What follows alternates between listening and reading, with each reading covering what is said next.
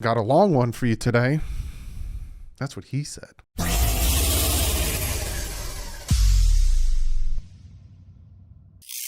What is up, Finn fans? Yes, if you can tell by the title, I got my guys Hussam and Jason Sarney from Phinsmaniacs to come on, help me talk about previewing the Miami Dolphins training camp. So we talk about a few things here and there. Very interesting, very fun. Always have a blast talking with those guys. But real quick, before we get into something else, if you could tell by the end of the title, I don't know which end of the video, I think it's on this side. We're going to be talking about the new COVID rules. But real quick, I want to shout out a new Patreon, Julian Von Lausch. I hope I said your name right. Thank you so much for joining the Patreon. And like I always tell you guys, check out Backroom Collections. They got some fantastic artwork. Like I said, they got this cool new 3D design. And again, you don't have to just get Dolphin players for this. You don't have to just get Dolphin players, NFL players for their artwork. You can get MLB, NHL, NBA. You can even get other teams besides Miami Dolphins. Very good stuff. If you use the promo code DDW, you get yourself 10% off. And if you're a Patreon, you get something special as well, which will be linked in the Patreon video below. But that is all I want to do for the shout outs. Now, today being Thursday for me, you guys are watching this on Friday, again, unless you're a Patreon or a member. The NFL sent out memos for the new COVID rule. Now, if you guys remember last year, whenever a player got COVID or whenever, a group of players or whatever got COVID, they would cancel the game and try to move it around. At one point, I think the Steelers-Ravens game got moved around like 4 or 5 times, ended up playing on like a Tuesday or a Wednesday, and then games are moved around. The Dolphins bye week went from being like, I think week 9 to week 4 or week 6, really thrusting in Tua into the starting position when supposedly the plan was to wait till the bye, which was supposed to happen later on. So, people who would have thought this or that would have, whatever. So now the rule is, and this is from Tom Pelissero, he tweets this: NFL just informed clubs that if a game cannot be rescheduled during the 18-week season in 2021 due to a COVID outbreak among unvaccinated players, the team with the outbreak will forfeit and be credited with the loss for playoff seeding per sources. Massive implication. He also says, here's more from today's memo. I'm not going to read the full memo, which also says that the team responsible for a canceled game because of an outbreak among unvaccinated players/staff will be responsible for financial losses and subject to potential discipline from the commissioner. So essentially, and we saw this, that, sometimes one game was moved multiple times because of one team had consistently had COVID outbreaks, whereas the other team didn't at all. That team now gets a loss. They're not moving it 4 or 5 times or anything like that. If they can't move it once, you get the loss, the other team gets the win, and the team with the loss doesn't get a game check. So, and a lot of players are coming out and saying things about how they're upset with this and how some think that it's forcing people to get vaccinated and other people think that, and, Cole Beasley came out, said his thing, and then, DeAndre Hopkins came out and said this makes him not really want to play anymore. And there's a lot of people coming out on Twitter saying stuff about this. I'm not going to talk about the, vaccination stuff. I'm not going to talk about any of that stuff. I'll let you guys respectfully, you can talk about it in the comment section below, but I'm just letting you guys know that is the rule that they're moving towards. Essentially, if your team gets COVID and they cannot reschedule your team in the 18-week season, you get a loss, which is crazy. And I know last year some people thought that the amount of times games were moved because some teams had outbreaks because of whatever reason that they should have just got the loss. Well, now you're getting your wish. Now, real quick before we jump into the talk with the Phinsmaniacs, the Miami Dolphins are 85% vaccinated. So let's hope and pray that we don't get any other type of outbreak and get a loss out of nowhere, because I know we'll be very pissed about that. But like I said, comment below what you think about that. And let's get to talking to Hussam and Jason about previewing the Miami Dolphins training camp. So you can see I got 2 of my guys from Phinsmaniacs. I got Hussam and I got Jason. How are you guys doing today? Doing good, DDW. I see, Jason, you're in a car. Are you leaving? You going somewhere? I am. I'm actually taking some nice little time off to chat with you fellas. This is an interesting summer. I'm working in camp away from the family, but it is some sports going on, some broadcasting, but we're having a good time. Nice, very nice. And Hussam, how you doing, bud? Uh, my body is tired. So I started a new job. I'm tired. I'm working night shifts and everything. And today, when I came back to my hotel and I started cooking some food, and the fire alarm started going off. So the entire hotel building had to be evacuated. So in my head, I was thinking, "Oh shit!" I I set off the fire alarm. I'm like, "Guys, I'm so sorry." I'm telling the hotel staff, "Guys, I'm so sorry. I'm so sorry. I didn't mean to." She's like, "What floor were you on?" I'm like, "I'm on the fourth floor." I said, "Don't worry about it. It was the second floor. Some idiot was cooking and burnt toast." I'm like, "This makes me feel so much better. So much better, man." I'm okay, Doug. Thanks for having me. How you doing today, man? Doing good myself. Have the baby, so pretty sure you all know. Well, you don't, Hassan, but Jason knows the tired that I'm feeling right now. And then, of course, I decided to go outside. I'm like, it's nice in Jersey. Let me go outside, do some yard work. And now I feel like I'm dying. So there's that. But I brought you guys on to talk about some training camp. I know Hassam, before we get into anything, you want to shout out somebody. And I'm pretty sure he'll be very happy for this shout out. I think he will be. So, as you know, I am the lead editor, publisher, and podcaster for the um, Around the Block Miami Dolphins. And one of my writers, Bradley Davis, he's probably asleep right now. He's in the UK, and he's actually one of your Patreon subscribers, Doug. So I'm shouting him out here. He's a big fan of the YouTube channel, and he does some great work at ATB Dolphins. So make sure to check him out too. His name is Bradley Davis. You can go follow his work there as well. Definitely, yes. And if you guys, I'll get this out of the way right now. If you guys haven't yet, check out Phinsmaniacs. They got some fantastic stuff over there. So jumping into training camp, I really am very interested in what you guys now. Before we start recording, Hassam, you talked about that you were going to try your best to get down to camp. I know Jason is going to be getting down to camp. What are some of the things with training camp now that you guys are like, which players or which areas or which faults that we had last year are you going to be keening on the most? I'll start with Jason. The secondary in terms of, Bobby McCain is gone. So you want to see how Brandon Jones is doing. That's the player who I really am looking for as who's going to take that, Andrew Van Ginkel like next step. Obviously different positions, but let's stick on the defense.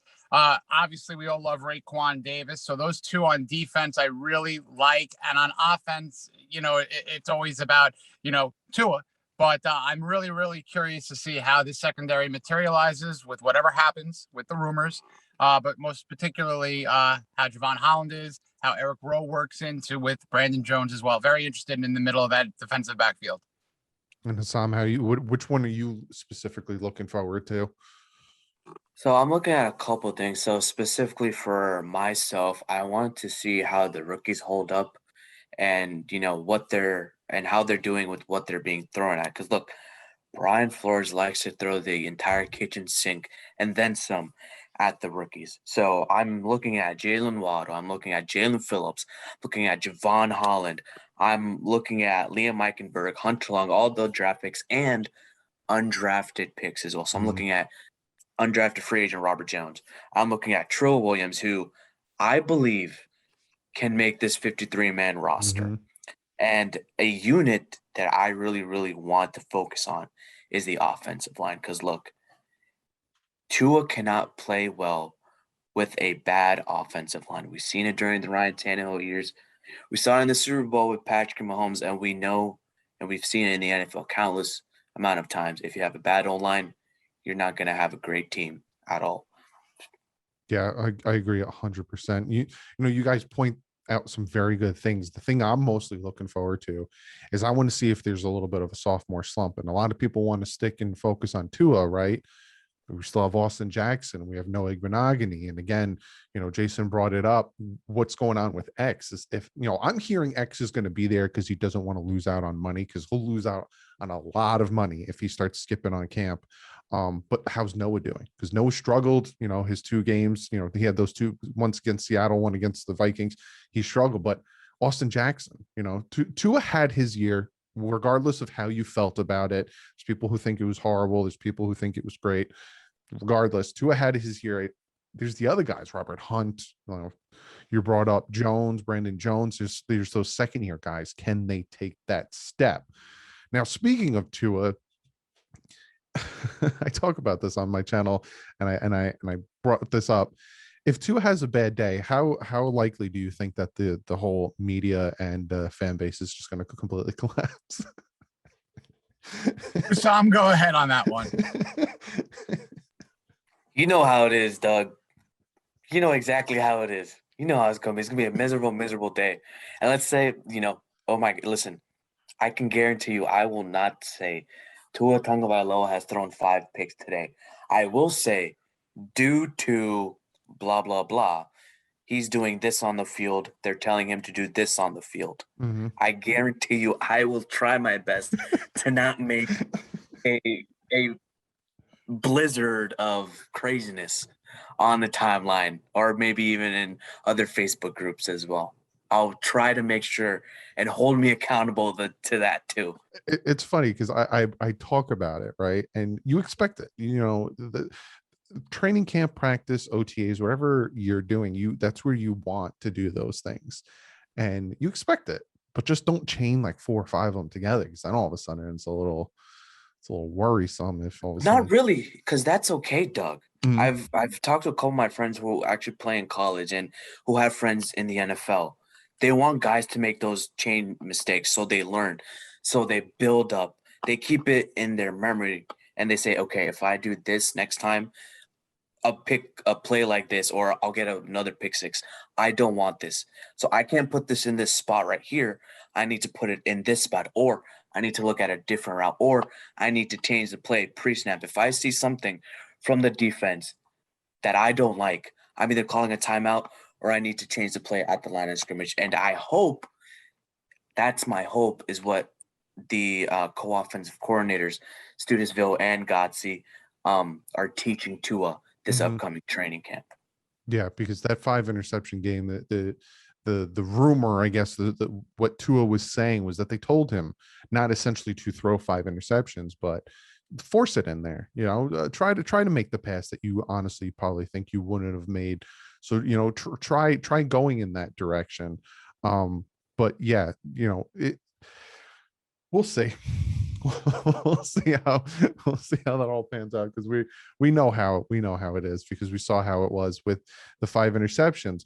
I think you brought up the offensive line, and incredibly important. Do you have a projection of who you see as the top 5 guys that you can project to see starting, or is there, which battles are you looking forward to watching the most when it comes to I guess starters versus second stringers?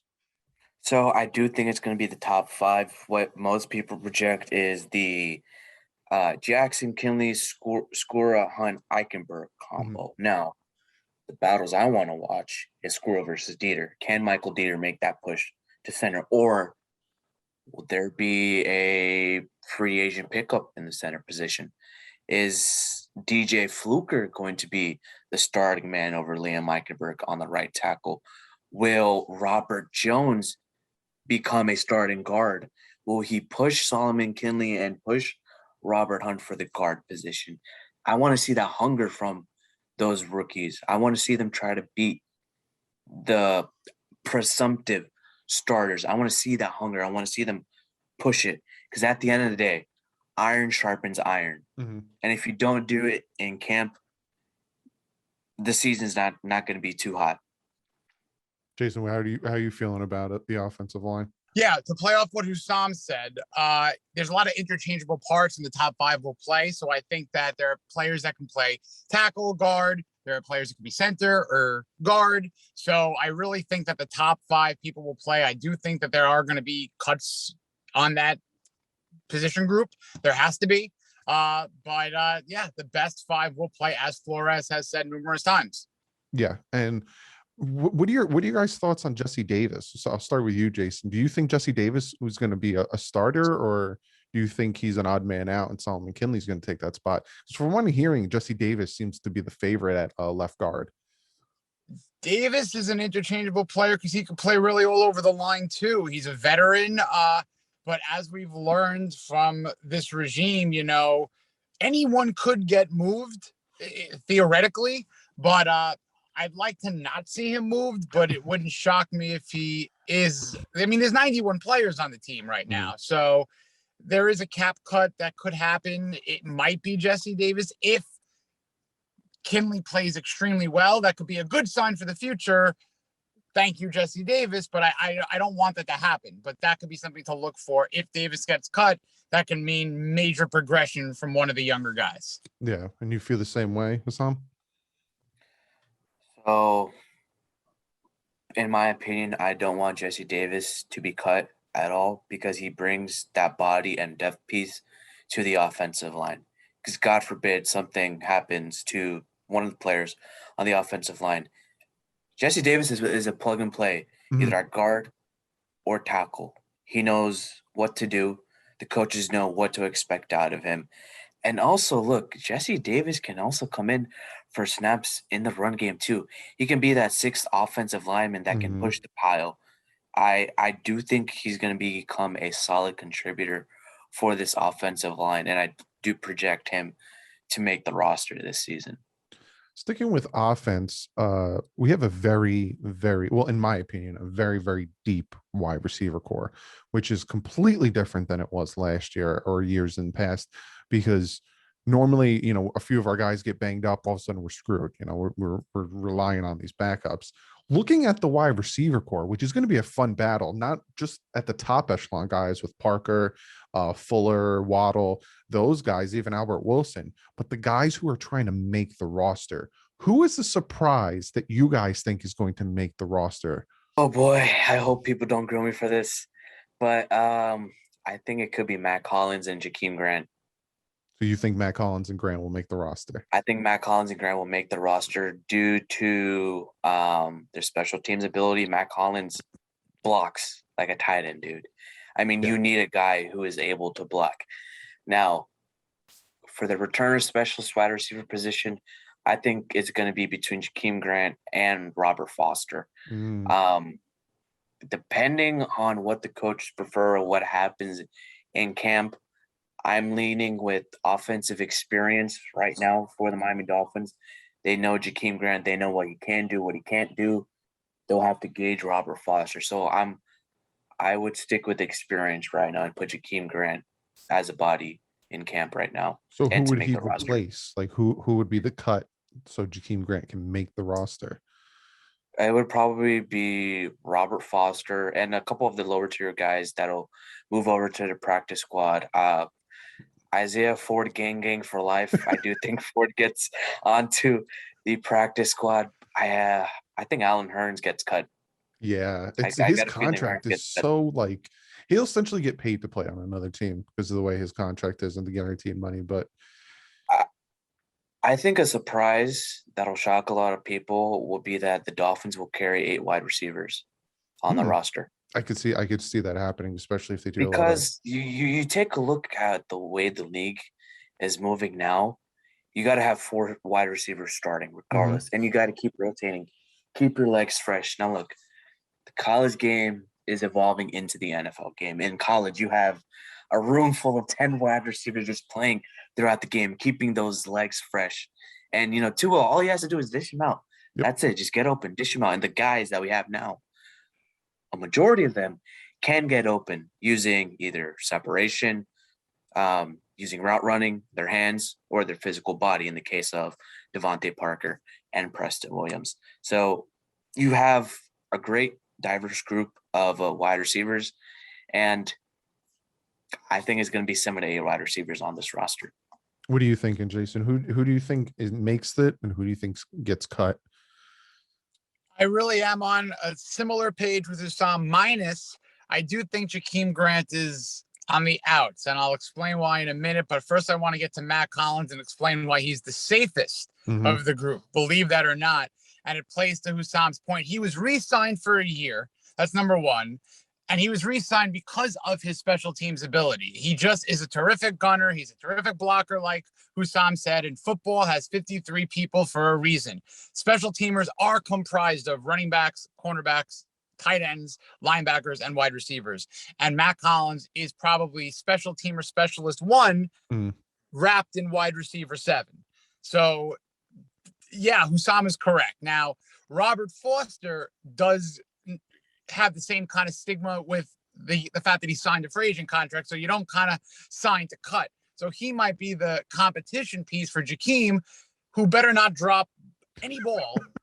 I'm serious. I mean, because again, there's 91 players on the team. People have to be cut and or moved, what have you. But we're going to have to come to grips with the fact that some names are going to be gone. And that's a good problem to have, because 2 years ago, you read a list of cuts and they were like, huh?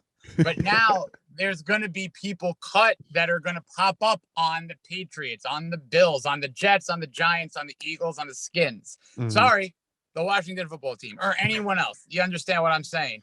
Because that's the nature of a developing football team that's ahead of the game. They're not going to be able to retain everybody. So I think that they're going to look for those positionless football guys, those who can check off 3, 4, 5 boxes. Patrick Laird, to move to another position, is the best pass blocking running back they have for third down in an RPO system. They might need him for special teams as well. I mean, the fact of the matter Miles Gaskins is the best blocker on pass options, but I see why there are special packages for Patrick Laird as well. I think Laird retains on the team. I think that there's creative ways to structure this roster with those positionless football mindsets that kind of Flores insinuates at the defensive backfield, at the edge with, defensive ends versus outside linebackers. And of course, when you look at that offensive line, you could have 7 guys efficiently play 8 roles if you really look at it. Yeah. And, I honestly think wide receiver, when it comes down to, and Jason hit on it perfectly, because it's not only that, but the Dolphins are probably going to cut more than they should because they're going to watch other teams. Other teams are going to be letting go of, those eggcorns, as Chris Greer likes to call them. But yeah, the bottom, it's not even like the bottom, but like there's wide receivers that are going to be competing for the roster that might not, like Lynn Bowden Jr., Malcolm Perry, Alan Hearns, Foster, Grant.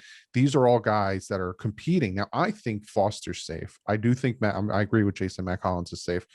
He is the special teamer. He's the gunner. He's there. It's the other guys. I love Bowden, and I think he can be very dynamic with Tua, but it's like, is he better than Albert Wilson? Is he better than, Foster? And they might run with 8 wide receivers, like Hussam said, because they might just be hard. Yeah, Jason. One quick point that's wrapped in, I guess, 2 parts. Will Fuller has a suspension, and it would not shock me. And this is a speculation. I never claim to know. No one tells me this. I don't know anything. I just jump into the head or just try to think what's going on. If Preston Williams is strategically used for maybe on the COVID list or not available week 1 or 2, they want to kind of keep him on ice. They could do that in a certain way and have Bowden still on the roster. Maybe you trade one of those receivers, Albert Wilson, week 2, 3.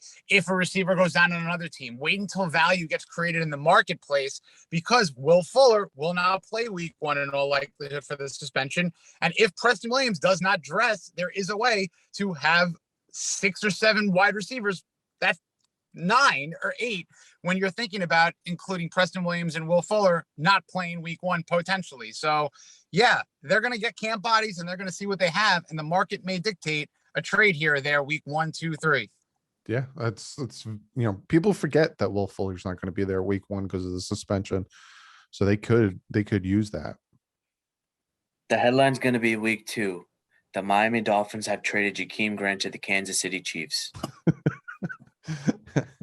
Wouldn't shock me. It wouldn't, and it would be ridiculous having him in that's 3 the kind of deal you make for a draft pick, because it makes your team better without making it worse, if that Mhm. makes sense. Mhm. There's Let- enough people who can return kicks. Yeah, exactly. Last question for you guys before we get out of here.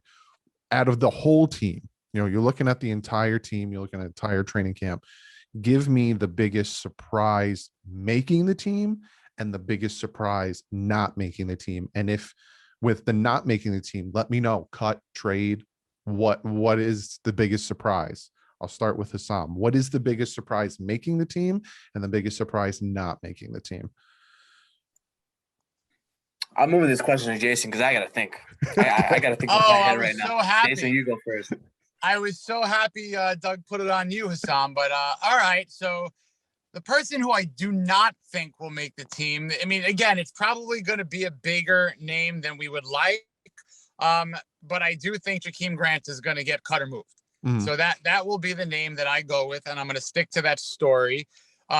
Basically because I could circle 4 or 5 guys who could get us by putting some good yardage on returns and not be a liability in the passing game or take up a roster spot. So that's the guy. And with all due respect to Jakeem, it's a business, what have you. Who will make the team? This is a terrific question. I love these kind of questions, and I've loved looking for those gems in the past years.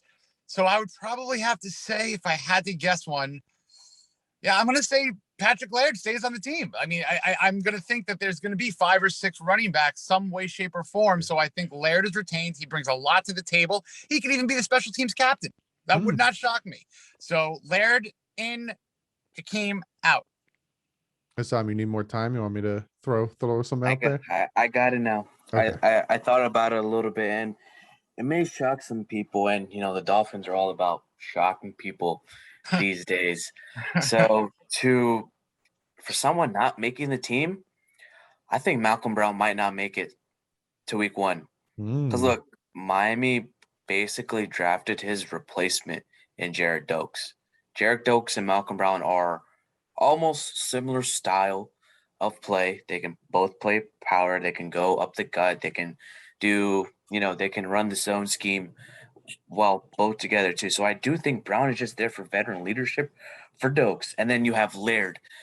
You have Saman Ahmed. You have Miles Gaskin to help Jared Dokes out too for that development. Now, do I think Jared Dokes will become running back number 1 for the Miami Dolphins in a year or two? I don't think so, but he can be a great complement to a Miles Gaskin, Salvon Ahmed, who are both speedy, shifty guys compared to Dokes' power. To make the team, I've said it for a couple months now, I think it's going to be Trill Williams. I mean, he can play outside corner. He can play inside corner. He can play safety too. He did everything for the Syracuse Orange. And, he's tall, rangy, athletic. He's going to be a developmental guy. And I do think that, Flores will want to keep young defensive backs on his roster compared to veterans such as maybe a Jamal Perry.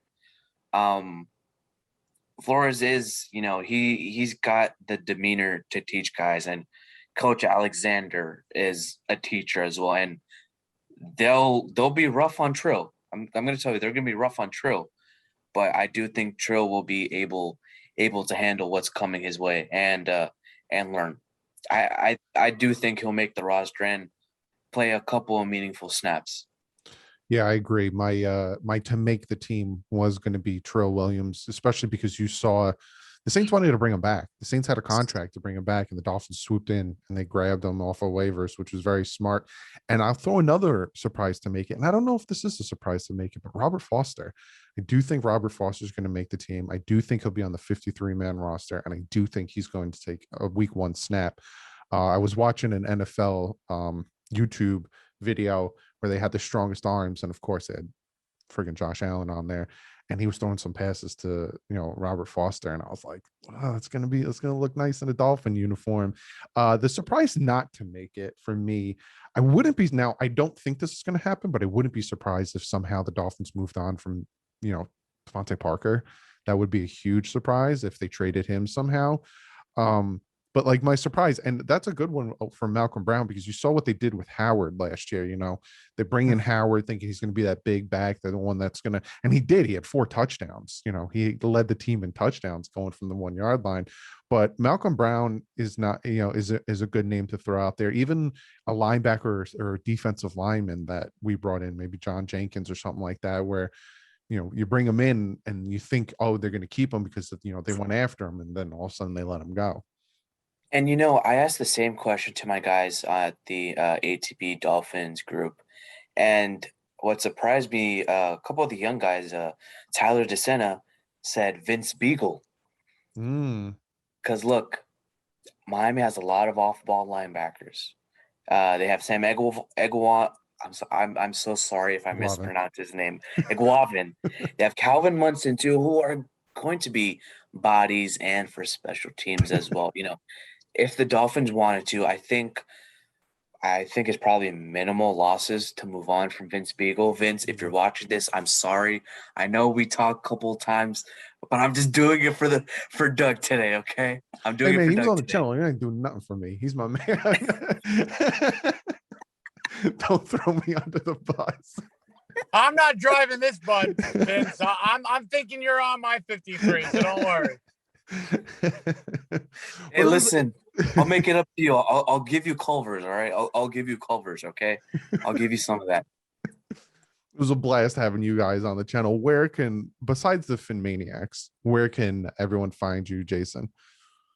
Right now, doing some video work for Brookwood Camps and working with Jay Fiedler. Believe it or not, it's really kind of an honor to see him and his family business, these camps in action, and just helping kids learn kind of, Doug, what you do, Hussam, what you do, really kind of getting the next generation to find their voice. And it's really kind of an honor and a blast. So very unique summer, but a lot of fun heading for Phinsmaniacs. And Hussam, do you sleep? What are you doing, man? Everything. Oh, not anymore. Everything. Not anymore. Now I got a full-time job. I'm writing and podcasting for Phinsmaniacs. I'm writing, podcasting, and editing for Dolphins Around the Block. Might start a master's program soon. Doing some scouting. So, Jeez. Well, be sure to sleep in sometimes.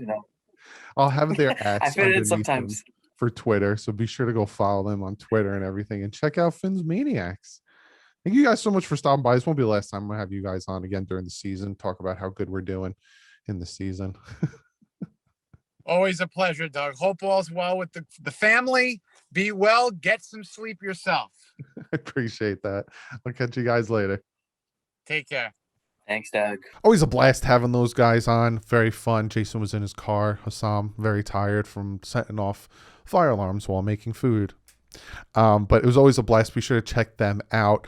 Comment below. What are you guys very interested in seeing? All the questions I asked them, comment them below. And I want to hear your opinions on it. But that's the video. We're going to, going to try to go live Sunday night. Might be a late one. Again, I'm going to try. Depends on what's going on with the baby. But starting Tuesday is training camp. So you're going to start getting your training camp videos on Tuesday and all that good stuff. Be sure to check out Patch Vibes. Use the promo code DDW. Get yourself 20% off some fantastic stuff. They have pins, t-shirts, patches, stickers now. They got mugs. You can see the mug I got down there is from Patch Vibes. Also, check out Miami Sports Music. They went live last night with a very good roundtable. So check that out. Check all their good stuff out. Other than that, guys, I will see you either Sunday, and if not Sunday, definitely Tuesday for the beginning of training camp. But like usual, guys, stay classy. Fins up.